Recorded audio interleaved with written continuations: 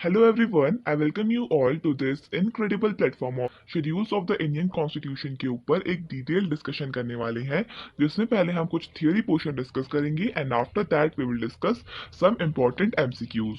तो चलिए इस वीडियो को स्टार्ट करते हैं। सबसे पहले कुछ बेसिक टर्म्स जान लेते हैं, जैसे the Indian constitution is divided into 25 parts, 12 schedules and 448 articles currently। लेकिन जब हमारा कॉन्स्टिट्यूशन बना था, it had 395 articles in 22 parts and 8 schedules at the time of its commencement। ये आपने ध्यान में रखना है। Earlier it had 395 articles और अब है हमारे पास 448 articles। Earlier हमारे पास 22 parts थे, अब है हमारे पास 25 parts and earlier हमारे पास 8 schedules थी, अब है हमारे पास 12 schedules। Schedules were first mentioned in the government of India act of 1935। तो हमारा ये लेक्चर ये हमारा शेड्यूल्स के ऊपर है। तो फर्स्ट टाइम पे इनका डिस्कशन 1935 के गवर्नमेंट ऑफ इंडिया एक्ट में किया गया था, where it included 10 schedules. Later when the Indian constitution was adopted in 1949 it had 8 schedules. तो आपने ये भी याद रखना है, government of India act of 1935 में इंडियन कॉन्स्टिट्यूशन में 10 शेड्यूल्स थी, लेकिन जो अब कॉन्स्टिट्यूशन हमारा जब बना था उसमें 8 शेड्यूल्स थी। जब 1949 में कॉन्स्टिट्यूशन बना तो उसमें 8 शेड्यूल्स थी, यानी कि 2 शेड्यूल्स कम थी। Later with subsequent amendments in the Indian constitution there are a total of 12 schedules. तो करंटली हमारे पास 12 शेड्यूल्स हैं और डिफरेंट अमेंडमेंट्स के थ्रू ये शेड्यूल्स आई हैं। Currently there are 12 schedules in the constitution of India. So next discuss कर लेते हैं। They are just like the supporting text of the primary text that is schedules in the tabular or list form। तो देखिए, जो हमारा constitution है उसमें जो शेड्यूल्स का पोर्शन है वो एक तरीके से हम कह सकते हैं सपोर्टिंग टेक्स्ट है टू द मेन टेक्स्ट। तो मेन टेक्स्ट हमारे आर्टिकल्स हैं, फिर हमारे आते हैं पार्ट्स और इसके इनके अंदर भी जो चीज इंपॉर्टेंट है, लेकिन अगर हम उसे आर्टिकल्स में इंक्लूड करते तो आर्टिकल्स लंबे हो जाते और उनकी इफेक्टिवनेस कम हो जाती। तो उनको इसको अवॉइड करने के लिए जो हमने ये शेड्यूल्स बनाई है, ये टेबुलर और लिस्ट फॉर्म में क्रिएट की गई हैं और ये हमारे मेन आर्टिकल्स का सपोर्टिंग टेक्स्ट है। Schedules are basically tables which contain additional details not mentioned in the articles intentionally. यानी कि देखिए, आर्टिकल्स में शेड्यूल्स में जो इन्फॉर्मेशन मेंशन्ड है वो एक्स्ट्रा इन्फॉर्मेशन है जो आर्टिकल से रिलेटेड है, लेकिन हमने इनको आर्टिकल्स में इंटेंशनली मेंशन नहीं किया। They contain the useful details not mentioned in the articles intentionally to increase the effectiveness of the articles। यानी आर्टिकल्स में हमने मेन चीजें लिखी और उसके बाद जो एक्स्ट्रा चीजें बची थी वो हमने शेड्यूल्स में इंक्लूड की। और देखिए, हमारे पास करेंटली 12 शेड्यूल्स है और इनको याद करने की एक बहुत फेमस ट्रिक है जो है टीयर्स ऑफ ओल्ड पीएम। तो चलिए इसे डिस्कस करते हैं।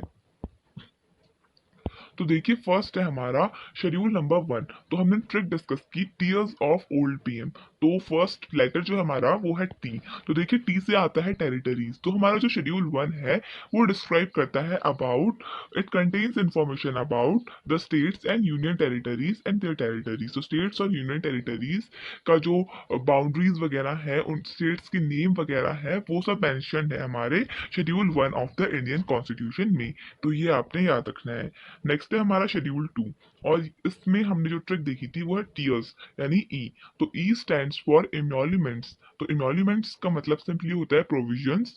तो सिंपली जो हमारा शेड्यूल 2 है ये कंटेन करता है प्रोविजंस और emoluments of president, governor of state, speaker, deputy speaker of the house of the people and chairman and deputy chairman. तो ये आपने याद रखना है। बेसिकली आपने याद रखना है कि जो हमारा शेड्यूल 2 है वो प्रोविजंस और emoluments of governors, president, speaker, deputy chairman, तो इन सबसे रिलेटेड है। तो आपने सिंपली इतना याद रखना है, council of state, speaker and the deputy speaker of legislative assembly, chairman and deputy chairman of legislative council and state जजेस, judges of the Supreme Court, High Court and Controller and Auditor General of India।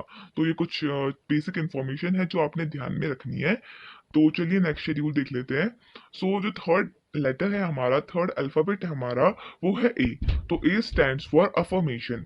तो जो हमारा schedule 3 है वो contain करता है forms of it contains the forms of oath and affirmation for, यानी oath और affirmation of union ministers of India, parliament election candidates, MPs की ओथ, स्टेट सुप्रीम कोर्ट जजेस की oath, controller and auditor general of India. तो देखिए ये state ministers की, state legislature elections candidate, state legislature members, high court जजेस, तो इन सब की ओथ और अफर्मेशन किसमें कंटेन्ड है? These are contained in schedule 3 of the Indian constitution.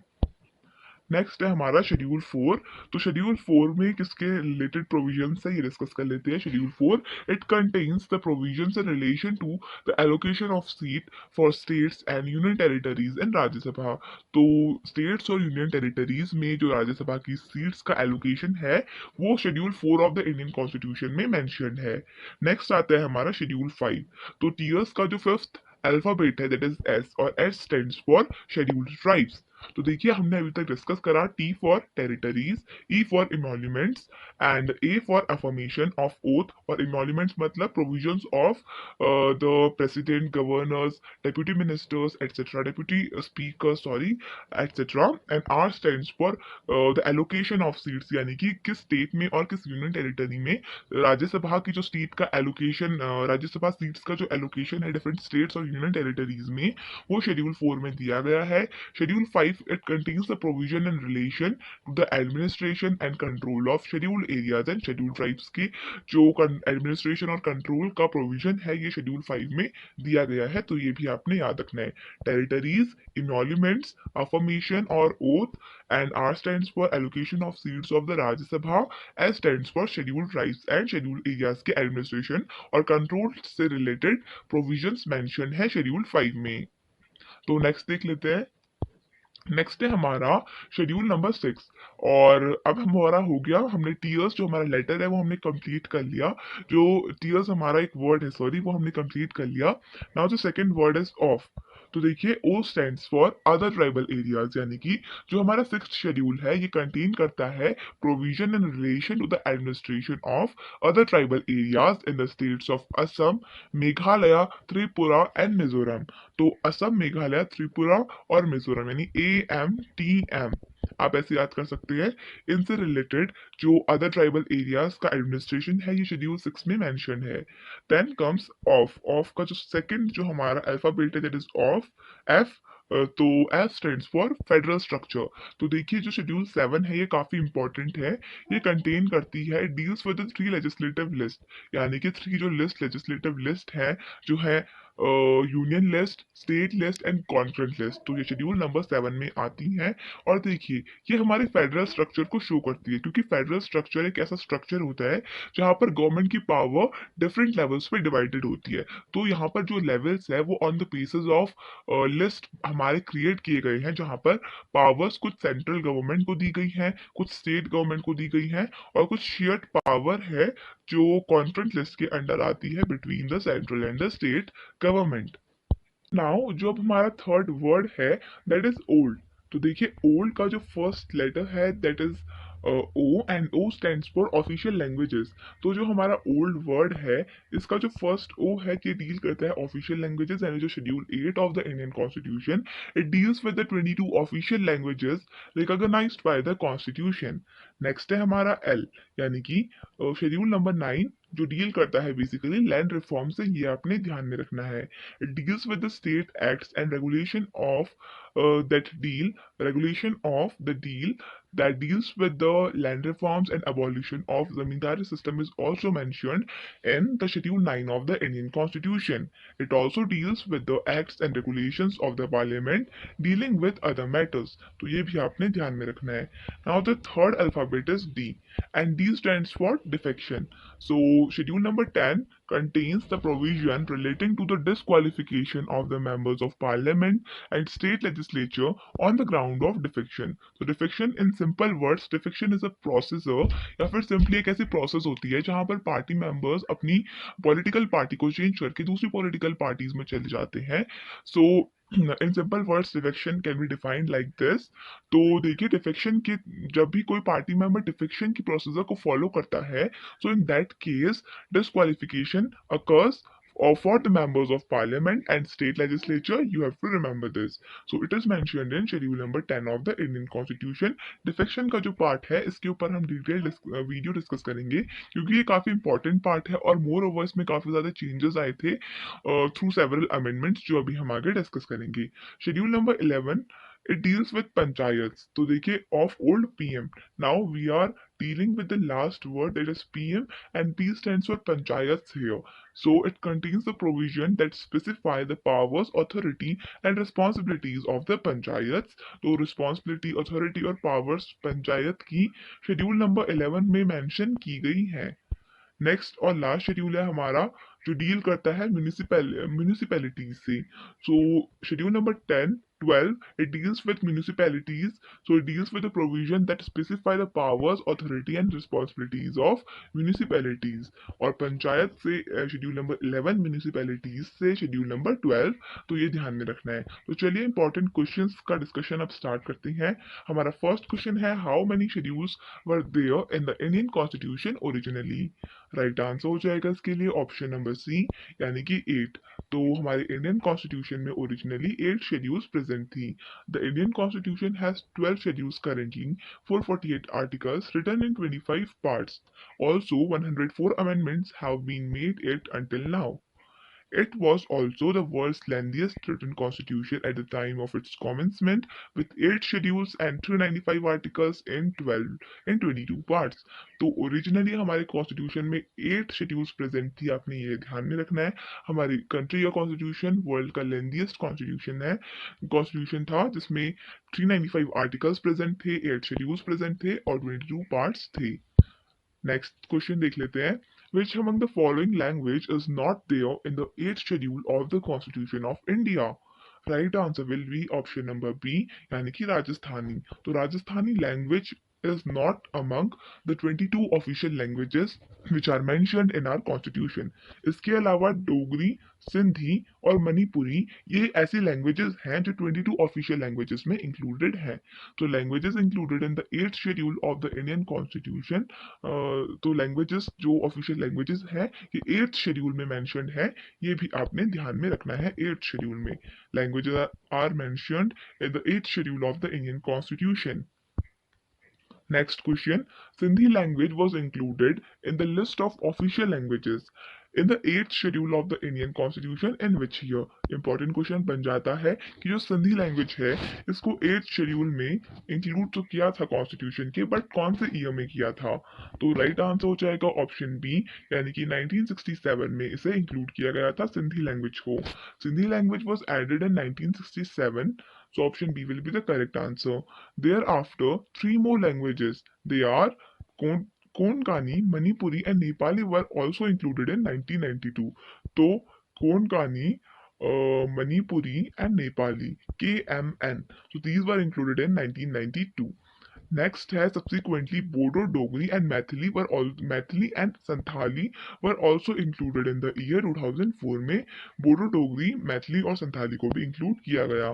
Sindhi को अकेले ऐड किया गया 1967 में, बाकी यहाँ पर ग्रुपिंग करके या कलेक्टिवली इन लैंग्वेजेस को ऐड किया गया। Next question. The second schedule of the Indian Constitution deals with the emoluments and privileges of. Right answer हो जाएगा इसके लिए ऑप्शन ई, यानी कि ऑल। तो देखिए अगर आपको एग्जाम्स में इनमें से कोई एक भी दिखता है और इनकी जगह पे कुछ और नेम्स भी हो सकते हैं, तो अगर इनमें से कोई भी दिखता है तो आपको उसको ही टिक करना है। तो ये इमोल्यूमेंट्स एंड प्रिविलेजेस या प्रोविजंस किसके इंक्लूड करता है second schedule? Speaker of legislative assembly in the state, prime minister के, जजेस of the high court, leader of opposition in Lok Sabha. And तो राइट आंसर हो जाएगा option E, that is all of the above. Next question, which of the following is under the state list? Right answer हो जाएगा इसके लिए option number A, यानी कि agriculture state list के अंडर आता है।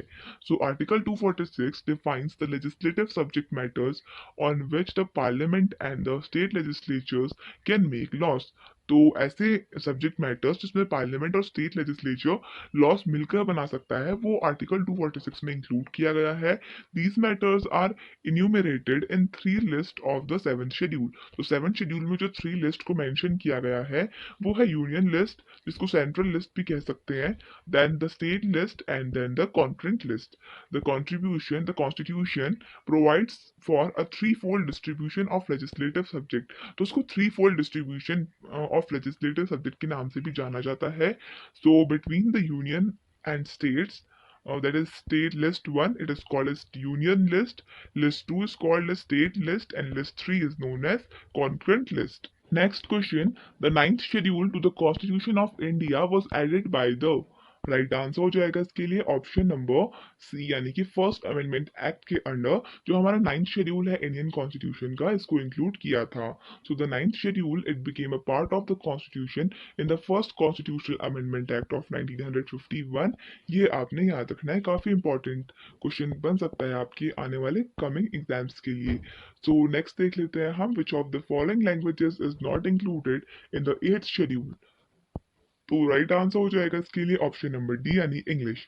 तो ये काफी इंपॉर्टेंट क्वेश्चन है बिकॉज इंग्लिश हमारी कंट्री की एक ऑफिशियल लैंग्वेज तो है, but still it is not included in the 8th schedule, जिसमें 22 ऑफिशियल लैंग्वेजेस या 22 कॉन्स्टिट्यूशनल लैंग्वेजेस बेसिकली इनको रखा गया है। So option D will be the correct answer. So there are 22 languages in the 8th schedule of the Indian constitution. So Article 343 says that Hindi in the Devanagari script is the official language. तो देखिए आपने ये article अच्छे से ध्यान में रखना है। आर्टिकल 343 ये कहता है कि हिंदी जो देवनागरी स्क्रिप्ट में लिखी गई है that is the official language of the country. Moreover और however English is also allowed to be used as the official language. तो इंग्लिश भी हमारी ऑफिशियल लैंग्वेज है, but English is not included in the schedule languages. The 8th schedule to the Constitution of India lists the official languages of the Republic of India. Next question. Under Schedule 7 of the Constitution, the subject education lies under which list? Right answer हो जाएगा option D, यानी कि concurrent list. तो देखिए जो concurrent list होती है ये एक ऐसी लिस्ट होती है जहां पर यूनियन गवर्नमेंट और सेंट्रल गवर्नमेंट ये दोनों मिलकर रूल्स एंड रेगुलेशंस फ्रेम करती है रिगार्डिंग दिस। और इसके अलावा जो स्टेट लिस्ट है, स्टेट के पास कंप्लीट पावर होती है कि ये इस लिस्ट के अंदर जितने सब्जेक्ट्स आते हैं उसके रिगार्डिंग रूल्स एंड रेगुलेशंस बना सके, और यूनियन लिस्ट यानी कि सेंट्रल गवर्नमेंट के पास कंप्लीट पावर होती है। इसके अलावा एक होती है रेजिडरी लिस्ट, तो ये भी आपने ध्यान में रखना है। रेजिडरी लिस्ट ये एक ऐसी लिस्ट होती है जहां पर जो इंक्लूड करती है, it includes topic like artificial intelligence, computers, technology, internet etcetera. Because जो रेजिडरी लिस्ट है इसे रिसेंटली इंक्लूड किया गया है because at the time of commencement of the constitution ऐसा माना गया कि there will be some technical changes in the coming future and और उसके अंदर जो भी टॉपिक्स आएंगे वो रेजिडरी लिस्ट के अंडर रखे जाएंगे। सो अब हम कुछ इंपॉर्टेंट पॉइंट्स डिस्कस कर लेते हैं इससे related. So originally there were 97 subjects in the union list, but now it has 100 subjects in the union list. तो originally 97 थे, 3 increase हो गए हैं और अब हमारे पास 100 subjects हैं union list में। In the state list there were 66 subjects, but now there are 61 subjects, यानी 5 जो subjects हैं वो decrease हो गए हैं। Now we have 61 subject in the state list. In the concurrent list there were 47 subjects, but now it has 52 subjects in the concurrent list। तो ये data भी आपने ध्यान में रखना है, कभी कभार एग्जाम्स में पूछा जा सकता है। So the 42nd amendment act of 1976, which is also regarded as the amendment act which created a mini constitution. So it transferred 5 subjects to the concurrent list from state list. तो state list के जो 5 subjects कम हुए हैं इनको concurrent list में add कर दिया गया था। तो 47 से 48, 49, 50, 51, 52, देखिए 5 का इंक्रीमेंट यहाँ पर हुआ है और 5 का डिक्रीमेंट यहाँ पर हुआ है, यानी कि स्टेट लिस्ट से 5 सब्जेक्ट्स को कॉन्करेंट लिस्ट में डाल दिया गया था। वो कौन कौन से थे? एजुकेशन था, फॉरेस्ट थे, वेट्स एंड मेजर्स था, प्रोटेक्शन ऑफ वाइल्ड लाइफ और wild animals and birds, and the 5th one was administration of justice. तो ये 5 टॉपिक्स भी आपने ध्यान में रखने हैं। तो कौन कौन से हैं ये? देखिए एजुकेशन है, फॉरेस्ट है, वेट्स एंड मेजर्स है, और protection of wild animals and birds है, और एडमिनिस्ट्रेशन ऑफ जस्टिस है। administration of justice, constitution and organization of all courts except the Supreme Court and the High Courts. Next question discuss कर लेते हैं. How many languages have been listed in the 8th schedule of the Indian constitution. तो यहाँ पर 2 बार text English में आ गया है, तो सॉरी फॉर दैट. तो हमसे पूछा गया है कितनी languages 8th schedule of the Indian constitution contain करता है. राइट आंसर हो जाएगा ऑप्शन बी, यानी कि 22 languages are included in the 8th schedule of the Indian Constitution. So the 8th schedule of the Indian Constitution, it deals with the official languages recognized by the Constitution of India. And currently, there are 22 languages have been recognized by the Constitution. और ये कौन कौन सी हैं? Assamese, Marathi, Bengali, Maithili, Bodo, Nepali. तो आपने एक बार simply इसका overview लेना है, क्योंकि कभी कभी एग्जाम्स में पूछा जाता है कि कौन सी लैंग्वेज कॉन्स्टिट्यूशनल लैंग्वेज है या फिर 8th शेड्यूल में इंक्लूडेड है और कौन सी लैंग्वेज इंक्लूडेड नहीं है. सो डोगरी, ओरिया, Gujarati, Punjabi, Hindi, Sanskrit, Kannada, Santhali, Kashmiri, Sindhi, Konkani, Tamil, Malayalam, and Telugu. These are the 22 constitutional or simply the languages which are included in the constitution or the 8th schedule of the Indian constitution. Next question. What is the number of schedules in the constitution of India currently? Right answer हो जाएगा option number D, यानी कि 12 schedules है currently. Next question. How many items are there in the 11th schedule of the Constitution of India? Right answer हो जाएगा इसके लिए option number C, यानी कि 29 आइटम्स को इंक्लूड किया है 11th schedule of the Indian constitution में. तो the 11th schedule of the Indian constitution was added in the year 1992 by the 73rd constitutional amendment act. This schedule contains 29 subjects. ये आपने ध्यान रखना है. 73rd कॉन्स्टिट्यूशनल अमेंडमेंट एक्ट के अंदर ये आया था, ये भी ध्यान में रखना है. सो this schedule covers all important topics such as panchayat's powers, rural development, poverty alleviation, market, roads and drinking water, etc. Next question. How many languages have been listed in 8th schedule of the Indian Constitution originally? ये भी काफी important है. तो काफी लोग इस originally word को ignore कर देते हैं और by mistake 22 को they will tick. But आपने क्वेश्चन ध्यान से पढ़ना है ओरिजिनली कितनी लैंग्वेजेस थी. तो राइट आंसर हो जाएगा ऑप्शन डी, यानी कि 14 लैंग्वेजेस ओरिजिनली थी 8th शेड्यूल में. तो देखिए the constitutional provisions on languages are in the Article 344(1) and 351 of the Indian Constitution. The 8th schedule of the Indian Constitution includes 22 languages, but originally it had 14 languages, but presently there are 22 languages. Next question. Which one of the following schedules of the Constitution of India contains provisions regarding anti-defection? Right answer हो जाएगा इस question के लिए option number D, यानी कि 10th schedule. तो हमारे constitution का जो 10th शेड्यूल है, it contains the provisions regarding the anti defection. So important points देख लेते हैं. The 10th schedule was inserted in the constitution in 1985 by the 52nd Amendment Act. तो 52nd Amendment Act of 1985 के under हमारा जो 10th schedule है ये constitution में आया.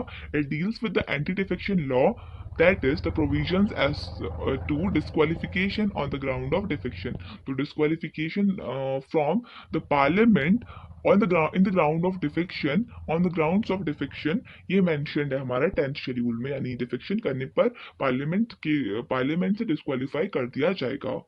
सो नेक्स्ट क्वेश्चन देख लेते हैं. सो नेक्स्ट क्वेश्चन है हमारा, where population planning and family planning are kept in the Indian Constitution. Right answer हो जाएगा इसके लिए ऑप्शन बी, यानी कि कॉन्फ्रेंस लिस्ट में पॉपुलेशन प्लानिंग और फैमिली प्लानिंग को इंक्लूड किया गया है. So the constitution of India has provided for a division of powers between central and state governments. Under the 7th schedule of the Indian Constitution, there are 3 lists: union, state और confederate. ये हम discuss कर चुके हैं. The confederate list includes the subject that give powers to both center and state governments. ये भी मैंने आपको बताया था. State subjects like education, including technical education, medical education, and universities, population control and family planning, criminal law, forest are included in the confederate list. ये आपने ध्यान में रखना है. इन सब्जेक्ट्स को आप एक बार देख लीजिएगा. नेक्स्ट क्वेश्चन देख लेते हैं. Which of the following pairs और schedule subjects is not correctly matched. Right answer हो जाएगा इसके लिए ऑप्शन डी, यानी कि 9th schedule is not associated with the allocation of seats in the council of state. इसके अलावा जो हमारा 9th शेड्यूल है बेसिकली ये लैंड रिफॉर्म से डील करता है। The 9th schedule of the Indian constitution was added by first amendment act in 1951। The first amendment restricted the freedom of speech and expression. It was moved by prime minister of India Jawaharlal Nehru on 10th May 1951। काफी ज्यादा important है। It was enacted by parliament on 18 जून 1951। इसके अलावा अगर हम इन options को discuss करें तो third schedule forms of oath and affirmation से एसोसिएटेड है। 10th जो शेड्यूल है disqualification on the ground of defection. 8th schedule languages से एसोसिएटेड है। बट जो 9th शेड्यूल है बेसिकली ये डील करती है विद लैंड रिफॉर्म्स और एंड ये आपने ध्यान में रखना है। And the abolition of zamindari system was also mentioned in the 9th schedule of the Indian Constitution। तो देखिए हमने तीन शेड्यूल्स जो ऐड की थी, फर्स्ट वाली की थी हमने फर्स्ट अमेंडमेंट एक्ट के through.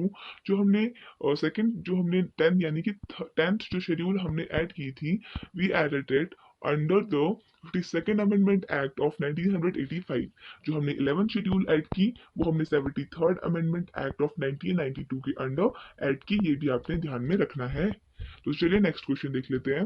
Which schedule contains the provisions relating to the emoluments allowances and privileges as to president and governors of state. Right answer हो जाएगा इसके लिए ऑप्शन नंबर ए यानी कि सेकंड शेड्यूल में privileges and allowances of president and governor of state भी mentioned है। ये आपने ध्यान में रखना है। तो अब हमारा आता है होमवर्क क्वेश्चन। आपका होमवर्क क्वेश्चन है how many languages have been listed in the 8th schedule of the Indian constitution not originally. तो इसका राइट आंसर आपको कमेंट सेक्शन में बताना है। So thank you so much for watching this video. I hope आपको ये छोटा सा एफर्ट अच्छा लगा होगा। Thank you so much for watching this video and I wish all the best for your coming examinations.